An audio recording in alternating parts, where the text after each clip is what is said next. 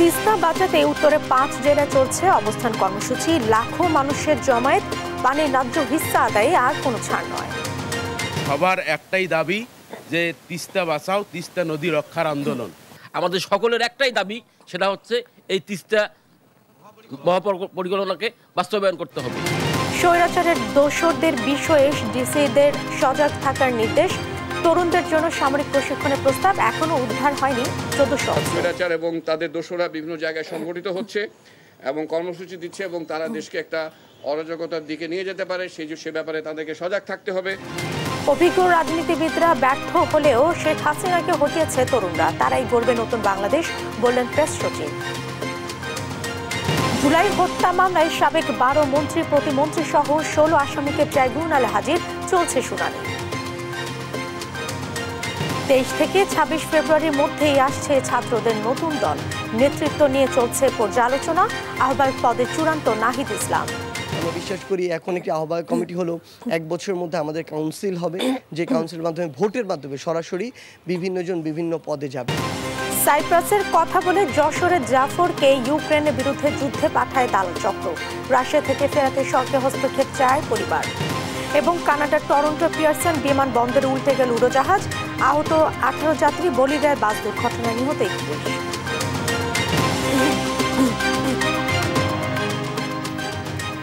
দেখছিলেন শিরোনাম সংবাদ দুপুরের, সঙ্গে আছে আমি জেসিকা আবেদিন। এবারে বিস্তারিত।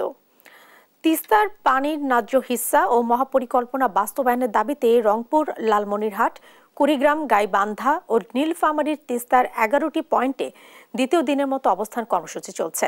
সকালে লালমনিরহাটে তিস্তা পাড় থেকে কাউনিয়া পর্যন্ত পদযাত্রা করে আন্দোলনকারীরা। সহকর্মীদের পাঠানো তথ্যচিত্রে আরো জানাচ্ছেন নুসরাত শোভা। বিস্তীর্ণ এলাকা জুড়ে তাঁবু টানানো, খড়ের গাদায় শুয়ে বসে আছেন অনেকে। মাথায় বুকে লাল রঙের কাপড়ে সাদা অক্ষরে লেখা জাগো বাহে তিস্তা বাঁচাই। তিস্তা বাঁচানো আন্দোলনের দ্বিতীয় দিনে রংপুরের দৃশ্য এটি। এছাড়াও 11টি পয়েন্টে মঙ্গলবার সকাল থেকে বিভিন্ন সাংস্কৃতিক কর্মকাণ্ড চালায় অংশগ্রহণকারীরা। বিকেলে নাটিকা শেষে সন্ধ্যা 7টায় বিএনপির ভারপ্রাপ্ত চেয়ারম্যান তারেক রহমান বক্তৃতা করবেন।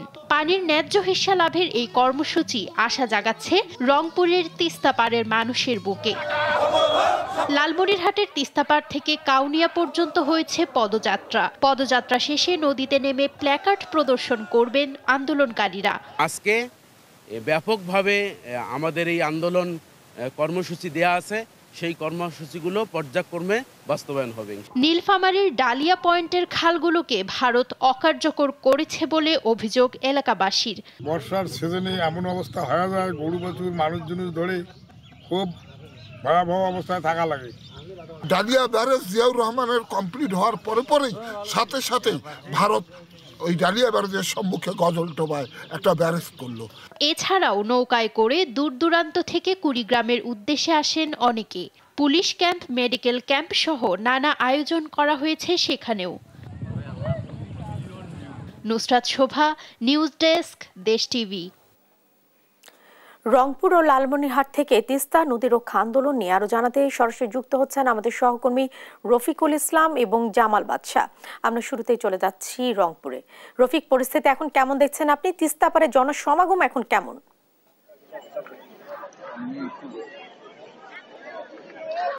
জেসিকা, আপনি জানতে চেয়েছিলেন, তার আগে আমি একটু বলি, আমি যেখানে রয়েছি এটি কিন্তু তিস্তা নদী।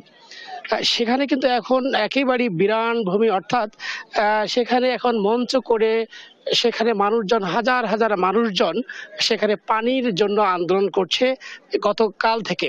অর্থাৎ এই যে যেখানে পানিতে টইটুম্বুর থাকবার কথা, সেখানে কিন্তু বিরান ভূমি হয়েছে, চর হয়েছে। সেই চরেই মানুষ দাঁড়িয়ে পানির জন্য আন্দোলন করছে। অর্থাৎ এই যে তিস্তার পার, তিস্তা নিয়ে যে আন্দোলন, সেই আন্দোলনের এখানকার যারা নেতা রয়েছেন, আন্দোলনের সঙ্গে সংশ্লিষ্ট যারা রয়েছেন। আপনাকে ধন্যবাদ। এবার আমরা চলে যাচ্ছি একই বিষয়ে জানতে। এবার আমরা চলে যাচ্ছি লালমনিরহাটে, সেখানে রয়েছেন আমাদের সহকর্মী জামাল বাদশাহ। জামাল, পরিস্থিতি এখন কেমন দেখছেন? গতকাল দুপুর থেকে শুরু হওয়া এই 48 ঘন্টার অবস্থান কর্মসূচির আজকে দ্বিতীয় দিন এবং আজকে সন্ধ্যায় কিন্তু এই কর্মসূচি সমাপ্তি ঘোষণা হবে। আজকে সকাল থেকে যদি বলি যে তিস্তার ডান এবং বাম তীরের মানুষজন কিন্তু জনপদযাত্রা কর্মসূচিতে অংশ নিয়েছে এবং লালমনিরহাটের যে পয়েন্ট রয়েছে তিস্তা পয়েন্ট, এই পয়েন্ট থেকে কাউনিয়ার পয়েন্টে কিন্তু পদযাত্রাটি রওনা দিয়েছে এবং কিছুক্ষণের মধ্যে এই পদযাত্রাটি আবারও ফেরত আসবে। এছাড়া কিন্তু কিছুক্ষণ পর তিস্তার হাঁটু পানিতে নেমে প্লাকার্ড প্রদর্শন থেকে শুরু করে নানা কর্মসূচি তিস্তা নদী রক্ষা আন্দোলন দেখাবে।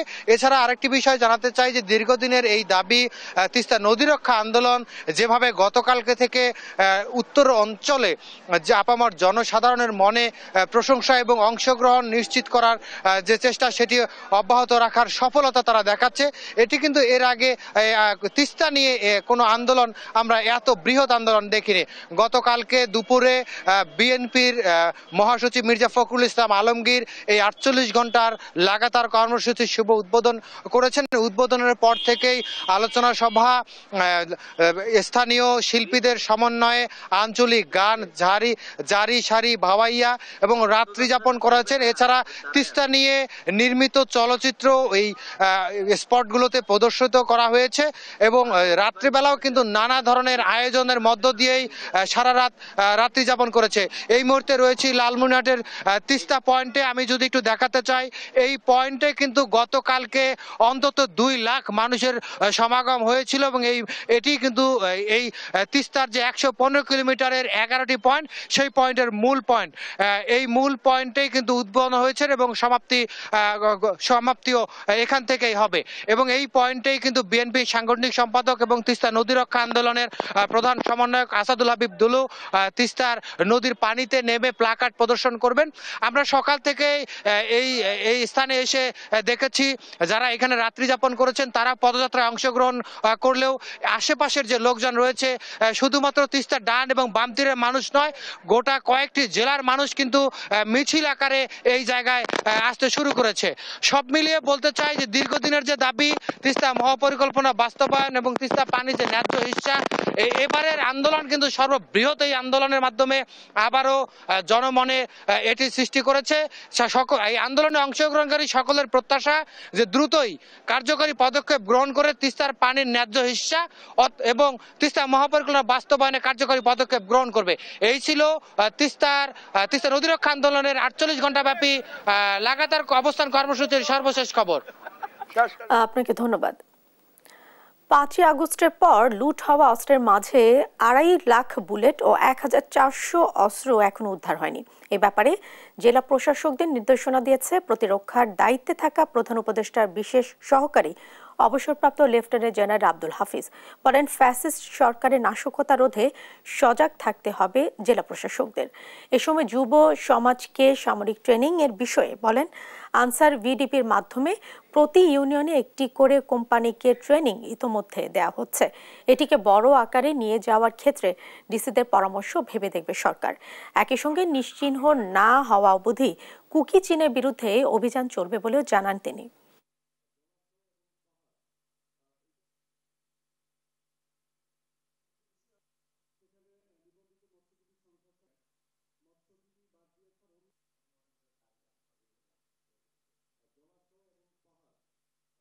প্রশাসনের সিভিল প্রশাসনের অফিসাররা যে ওরিয়েন্টেশন করেন সেই ওরিয়েন্টেশনের সংখ্যা এবং এটা ডিভিশন পর্যায়ে এই ওরিয়েন্টেশনগুলো করা সম্ভব কিনা, যাতে সিভিল প্রশাসনের সাথে সামরিক বাহিনী বা সশস্ত্র বাহিনীর বোঝাপড়া আন্ডারস্ট্যান্ডিং আরও বৃদ্ধি কিভাবে করা যায়। আমি উল্লেখ করেছি যে স্বৈরাচার এবং তাদের দোসররা বিভিন্ন জায়গায় সংগঠিত হচ্ছে এবং কর্মসূচি দিচ্ছে এবং তারা দেশকে একটা অরাজকতার দিকে নিয়ে যেতে পারে, সে ব্যাপারে তাদেরকে সজাগ থাকতে হবে। দর্শক, ডিসি সম্মেলনে কথা বলছেন স্বরাষ্ট্র উপদেষ্টা। আমরা এখন সরাসরি চলে যাচ্ছি সেখানে। যেমন সহযোগিতা করে যাচ্ছেন, এই জন্য আপনাদের আমি ধন্যবাদ জানাই।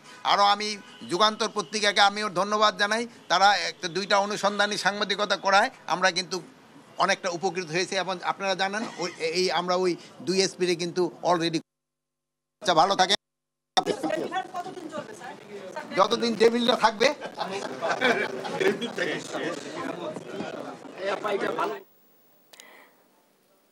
পরাশক্তির বিকেন্দ্রীকরণ হয়েছে, কিন্তু আমরা এসবের সুযোগ নিতে পারিনি। 1972 সালের দেশের পররাষ্ট্র নীতি একটি রাষ্ট্রের কাছে বিক্রি করা হয়েছে বলে মন্তব্য করেছেন জাতীয় নাগরিক কমিটির আহ্বায়ক নাসির উদ্দিন পাটোয়ারি। আমাদের যে গ্লোবাল ডেস্ক গুলো রয়েছে ফরেন মিনিস্ট্রিতে, সেগুলো কিন্তু আমরা এখনো শক্তিশালী করতে পারি নাই, এবং এই গ্লোবাল ডেস্ক গুলো যদি আমরা শক্তিশালী না করতে পারি, সেখানে প্রপার রাইট পিপলকে রাইট জায়গায় যদি না বসাতে পারি, তাহলে এটা আসলে আমরা সাউথ এশিয়া কোনো পুরো বিশ্বে কোথাও আমরা ওই জায়গাটা পাবো না। এবং আমরা এখন যে ক্রাইসিসের মধ্যে দিয়ে যাচ্ছি, ওয়ার্ল্ডের মধ্যে অনেকগুলো যুদ্ধ হচ্ছে, টেনশনের মধ্যে দিয়ে যাচ্ছে, প্রাইস হাইকিং হচ্ছে, অনেক বিষয়ের মধ্যে দিয়ে যাচ্ছি। সো আমরা যদি এটা সম্মিলিত ভাবে পুরো জেনারেশনাল শিফটিং যেটা হয়েছে, আমরা যদি এককভাবে কাজ না করতে পারি এই জেনারেশনকে নিয়ে, তাহলে হয়তো বা ভবিষ্যতে আমাদের সামনে একটা খুব দুর্দশা পরিস্থিতি অপেক্ষা করবে। প্রাথমিক বিদ্যালয়ের সহকারী শিক্ষকদের আন্দোলনের প্রতি সহানুভূতি রয়েছে উপদেষ্টার, তবে বিচারাধীন থাকায় এই নিয়ে মন্তব্য করতে রাজি নন তিনি। জানান, মন্ত্রণালয়ের পক্ষ থেকে আপিল করা হয়েছে। পাঠ্যপুস্তকের ব্যাপারে বলেন, 85% পাঠ্যপুস্তক শিক্ষার্থীদের হাতে পৌঁছে গেছে। চলতি মাসে 100% বই পৌঁছে যাবে বলে আশাবাদী তিনি। একই সঙ্গে সরকারি বেসরকারি স্কুলগুলোকে নিবন্ধের উদ্যোগ নিচ্ছে বলেও জানান তিনি। ডিসিদের উদ্দেশ্যে মাঠ পর্যায়ে বিদ্যালয় নির্মাণের ব্যাপারে তদারকির তাগিদ দেন।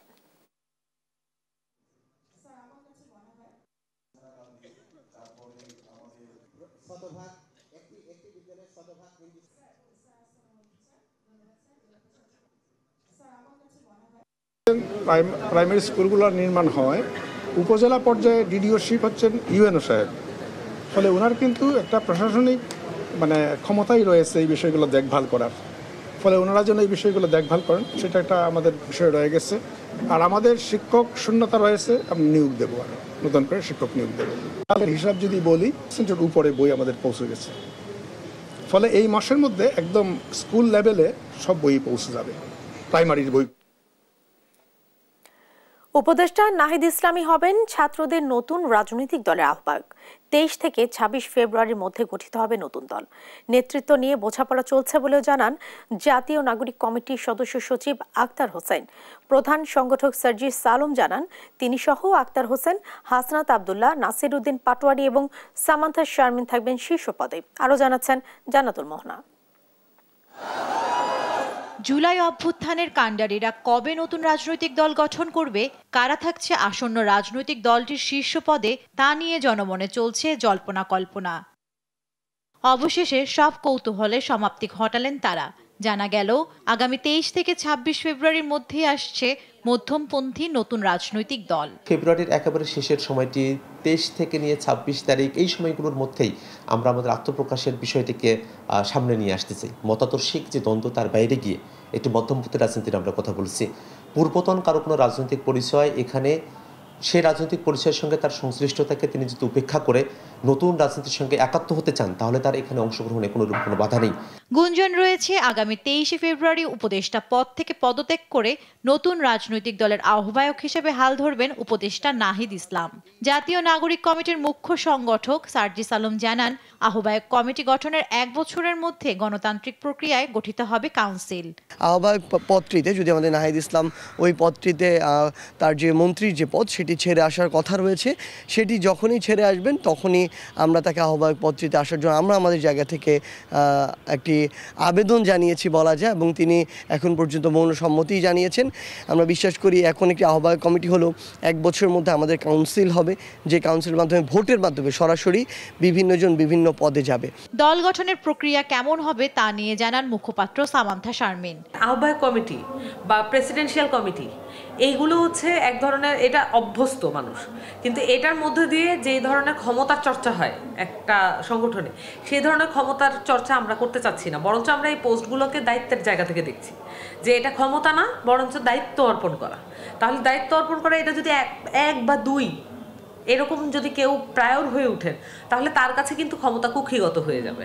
ছাত্রদল, শিবির, বাম নির্বিশেষে জুলাই অভ্যুত্থানের স্পিরিট ধারণকারী এবং ফ্যাসিবাদ বিরোধী যে কোনো ব্যক্তি কিংবা রাজনৈতিক দলের সদস্য নতুন দলে অংশ নিতে পারবেন বলে জানান আসন্ন দলটির সম্ভাব্য নেতারা। এরকম অনেকেই থাকবে যারা এর পূর্বে হয়তো বিএনপির সাথে রাজনীতি করেছেন, হয়তো জামায়াতের সাথে রাজনীতি করেছেন, ছাত্র দল শিবিরের সাথে রাজনীতি করেছেন, এরকম অনেকেই থাকবে। আমাদের এই দরজাটা ওই যে মানুষগুলো, যেই মানুষগুলোর সাথে এরকম নেতিবাচক কোনো কাজে সম্পৃক্ততা নেই, তাদের জন্য সবসময় খোলা থাকবে। যেখানে ডান বামের যে মতাদর্শিক বাইনারিগুলো আছে সেগুলো প্রধান হয়ে উঠবে না, বরং বাংলাদেশের মানুষের যে স্বার্থের প্রশ্নটি আছে সেটাই এখানে মুখ্য হয়ে উঠবে। নতুন পার্টিতে তাই থাকবে যা অভ্যুত্থানের সাথে সামঞ্জস্যপূর্ণ। কোনো একটা সেক্ট থেকে কোনো 3 জন মানুষ বা 5 জন মানুষ বা একটা রুমে বসে এটা ফিক্স করার ব্যাপার না। 10 বছরের মধ্যে নতুন এই রাজনৈতিক দল সরকারে থেকে বাংলাদেশের নেতৃত্ব দেবেন বলেও চ্যালেঞ্জ করেন তারুণ্য নির্ভর দলটির সম্ভাব্য কাণ্ডারীরা। জানা যায় সার্জিস আলম, আক্তার হোসেন, হাসনাত আব্দুল্লাহ, নাসির উদ্দিন পাটোয়ারি এবং সামান্থা শারমিন থাকছেন শীর্ষ পদে। জান্নাতুল মোহনা, দেশ টিভি, ঢাকা। জুলাই আগস্ট আন্দোলনে গণহত্যার মামলায় পতিত আওয়ামী লীগ সরকারের সাবেক 12 মন্ত্রী, প্রতিমন্ত্রী সহ 16 আসামিকে আন্তর্জাতিক অপরাধ ট্রাইব্যুনালে হাজির করা হয়েছে।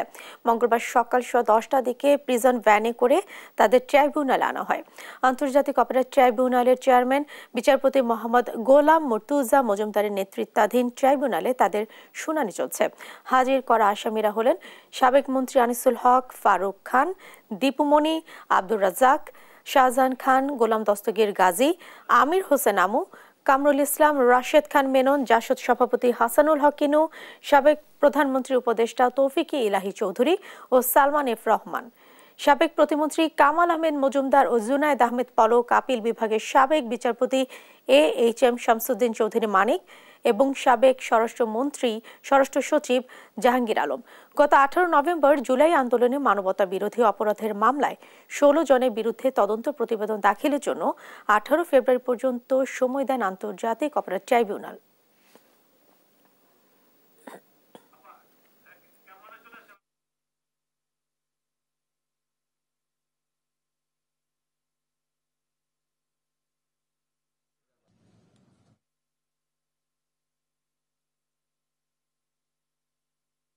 দর্শক, আন্তর্জাতিক ট্রাইব্যুনালে কথা বলছেন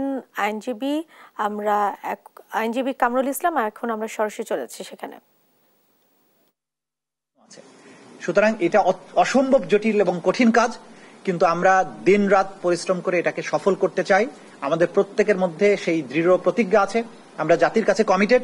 ইনশাআল্লাহ আমরা খুব দ্রুততম সময়ের মধ্যে এটা কমপ্লিট করতে সক্ষম হব। আপনি কোর্টকে বলেছিলেন যে আগামী মাসে আপনারা রিপোর্টটা পেয়ে যাবেন, এটা কি বলেছিলেন? আমরা বলেছি যে আশা করছি, কারণ রিপোর্টের যে বর্তমান স্ট্যাটাস, কোন পর্যায়ে তদন্তটা আছে সেটা আমরা বলেছি। সেটা বলার মাধ্যমে আমরা বলেছি যে আমরা আশা করি যে আগামী মাসের মধ্যেই এই বিশেষ করে সাবেক প্রধানমন্ত্রী শেখ হাসিনার বিরুদ্ধে সেটা তদন্ত রিপোর্ট দাখিল করা সম্ভব হতে পারে বলে আমরা আশা করছি। এটা কোনো ফাইনাল টাইম লাইন নয়। আপনারা মনে রাখবেন যে তদন্ত কাজে যতটুকু লাগবে সেইটুকু সময় কিন্তু আমরা গ্রহণ করব, কারণ আমরা যদি বেশি তাড়াহুড়া করি তাহলে এত ফাঁক দিয়ে তাহলে জাতির কাছে কিন্তু সেই আমরা একদম ত্রুটিহীন ভাবে রিপোর্টটা যাতে তৈরি করতে পারে আমাদের তদন্ত সংস্থা, সেই সময়টা আমরা তাদেরকে দিচ্ছি। আমরা তো সেটা বলতে পারছি না। তদন্ত রিপোর্ট হাতে পাওয়া মাত্র আপনারা জানেন যে একটা সিস্টেম আছে, সেই সিস্টেম অনুযায়ী আমরা ফর্মাল চার্জ তৈরি করব। ফর্মাল চার্জ দাখিলের মাধ্যমে আনুষ্ঠানিক বিচার প্রক্রিয়াটা শুরু হবে। তদন্ত রিপোর্টটা পাওয়া মাত্রই কিন্তু আসলে বুঝতে পারবেন যে ফাইনাল বিচার প্রক্রিয়ার কাজটা শুরু হয়ে যাবে।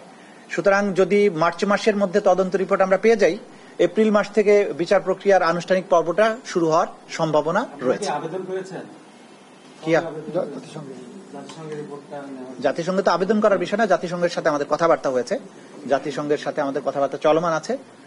আমরা চেয়েছি তাদের কাছে সেই রিপোর্ট আমরা নেয়ার প্রক্রিয়ার মধ্যে আছে।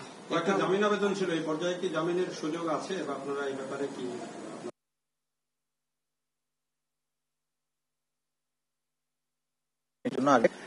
মানবতা বিরোধী অপরাধের মতো জটিল এবং ক্ষেত্রে এটা তো বলাই আছে অজামিনযোগ্য, কিন্তু জামিনের ব্যাপারে তো আদালতের জুরিসডিকশন আছে যদি আদালত মনে করে।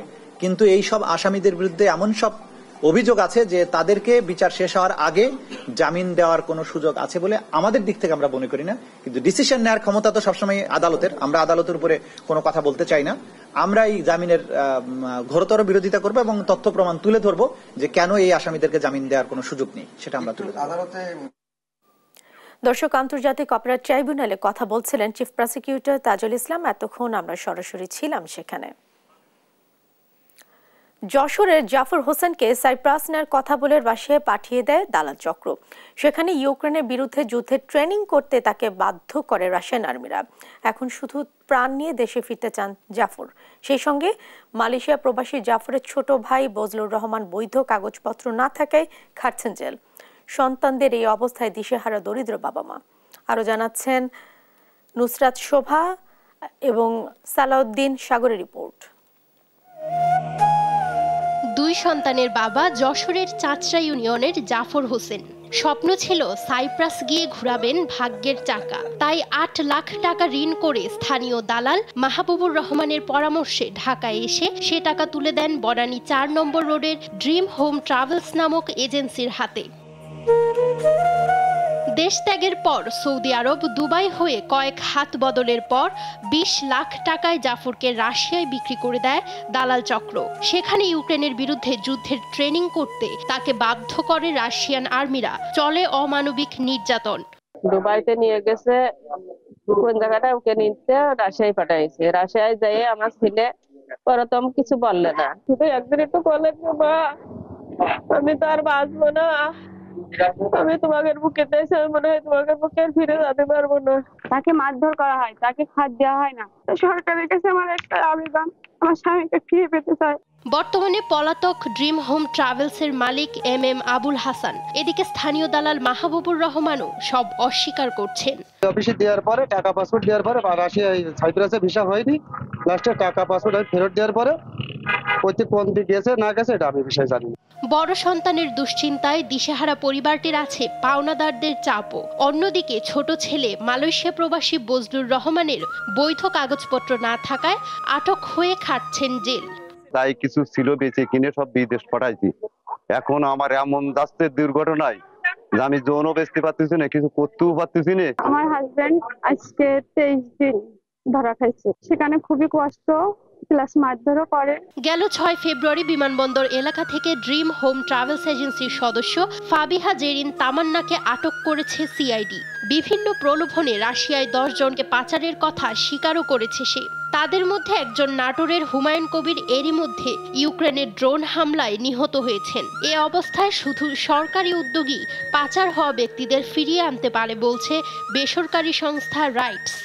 সরকারি প্রক্রিয়া ছাড়া আর যারা পাঠাইছে এরাই দায়ী। এখন এই ছেলেটার যদি কোনো দুর্ঘটনা ঘটে, এজন্য দায়ী তো যারা পাঠাইছে তারা। জাফরকে ফিরিয়ে আনতে এরই মধ্যে পরিবারের পক্ষ থেকে পররাষ্ট্র মন্ত্রণালয়ে আবেদন করা হয়েছে। নিউজ ডেস্ক, দেশ টিভি। সম্ভাবনা থাকলেও নিরাপদ যাতায়াত ব্যবস্থার অভাবে ভোলার অনিন্দ্য সুন্দর দ্বীপচর কুকরি মুকরিতে আসছে না আশানুরূপ পর্যটক। যারাই আসেন তাদেরকে পড়তে হয় নানা ভোগান্তিতে। জোয়ার ভাটার প্রভাবে দ্বীপে ওঠা নামায় দুর্ঘটনার চরম ঝুঁকিতে পর্যটকরা। এতে সেখানে ভ্রমণে আগ্রহ হারাচ্ছেন অনেকে। সহকর্মী ছোটন সাহার তথ্যছবিতে বিস্তারিত জানাচ্ছেন শামীম হোসেন। দেশের অন্যতম পর্যটন স্পট চরকুকরিমুকরিতে প্রকৃতি যেন তার সবটুকু সৌন্দর্য ঢেলে দিয়েছে। পর্যটকদের মুগ্ধ করতে কি নেই এখানে। বিস্তীর্ণ ম্যানগ্রোভ বন, সমুদ্রের বিশাল জলরাশি, দূর পর্যন্ত ছড়িয়ে থাকা বালুকাবেলা আর নানা প্রজাতির বন্যপ্রাণী। তবে প্রয়োজনীয় সুযোগ সুবিধার অভাবে দিন দিন কমছে এই অপরূপ দ্বীপের প্রতি পর্যটকদের আগ্রহ। ঘাটের সমস্যা আছে, অনেকগুলো সমস্যা হয়, কারণ যাত্রী আসে অনেকে দেখা গেছে পানি ঝড় ভাটার নদী তো পানি আপনার কম থাকে আপনি যাত্রীরা নামতে হয় কাদার ভিতরে। আমাদের এখানে একটা সুন্দর একটা আপনার পল্টন হস্টেল হইলে দেখা গেছে যাত্রী ওঠানামা খুব ভালো হবে।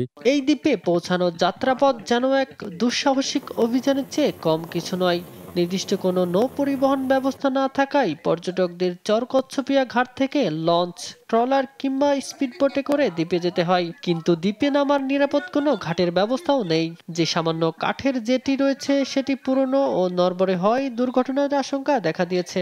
একটা লঞ্চ বিললে আর একটা লঞ্চ বিরার জায়গা থাকেন, এই কারণে যাত্রী পর্যটকদের জন্য মানসম্মত আবাসনের ব্যবস্থা নেই এই দ্বীপে। এতে কুকরিমুকরিতে রাত কাটাতে আসা পর্যটকদের হতাশ হতে হয়। যদি হোটেল বা রিসোর্ট হয় তাহলে ভ্রমণ পিপাসুরা আরো আসবে, যানবাহন চলাচল ব্যবস্থাটা একটু উন্নত হয়, তাহলে পর্যটকরা আসবে। শুধু অবকাঠামো সংকটই নয়, পর্যটকদের জন্য এখানে নেই কোনো নির্দিষ্ট যানবাহনের ব্যবস্থাও। মোটরসাইকেল বা অটোরিকশায় যাতায়াত করে গেলেও তাও অত্যন্ত ব্যয়বহুল, ফলে এখানকার দর্শনীয় স্থান দেখার সুযোগ হয় না অনেকের। এখানে অটো গাড়ি যেখানে 10 টাকার ভাড়া এখানে 50 টাকা চায়। দেখা যাচ্ছে কি আমরা 5 জন উঠলাম 500 টাকা গাড়ি ভাড়া চাবে। তো দূর থেকে মানুষ আসবে, এখানে এসে শুধু গাড়ি ভাড়া যদি এমন ভাবে চায় তাহলে তো মানে পর্যটকটা এখানে আইসাও কোনো কিছু পাবে না। এইসব সমস্যার সমাধান জরুরি বলে মনে করছে বন বিভাগ। আমি মনে করি ঘাটের একটা দরকার আছে, লঞ্চ আসা বিরানোর জন্য এবং লঞ্চ আবার পুনরায় আবার যাওয়ার জন্য।